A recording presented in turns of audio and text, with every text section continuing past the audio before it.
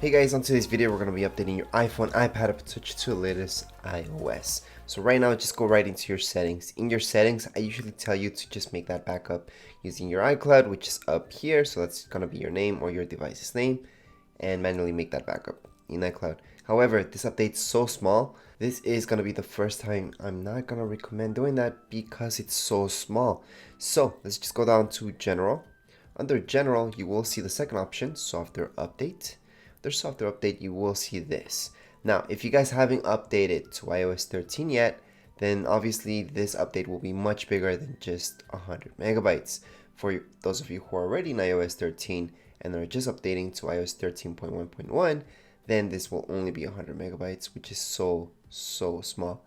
So, if you are updating like that, this is really small. We're just going to tap on download.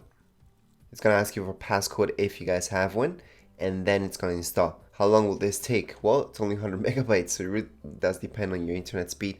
However, for most of you, even if you have really slow internet, it's not going to take you more than 20 minutes. For those of you with moderate internet speed, it's going to take you 5 minutes. With those of you with really fast internet speed, it's still going to take you around from 2 to 5 minutes. Anyways, what we're going to see is first our download. So that's gonna happen first, and then we're gonna see the install option.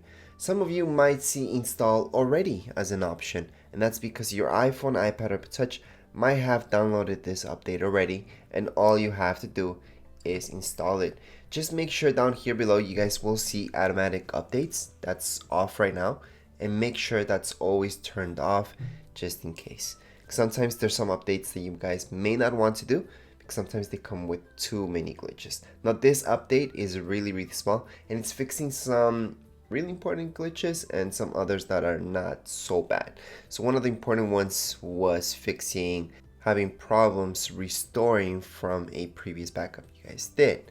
Anyways, if you guys don't have space to make a backup, which I didn't even suggest doing that, in your iCloud, just plug it into iTunes, and that's a program that you guys can install on your computer, whether you guys have Mac or PC. It's the same thing. You guys can use iTunes in order to back up and even update your iPhone, iPad, or Touch. So if you guys don't see this update for some strange reason, then don't worry about it. Just hook it up to your computer, use iTunes once again, and update it through there. And also, might as well make that backup. Once it's downloading, it's just going to give you this message where it's saying preparing update. At this point, you guys could just leave your iDevice, just do its thing, just leave it alone, and then come back to it afterwards. Because what you will see later on is an Apple logo, a loading bar. It's going to restart, and you're all done.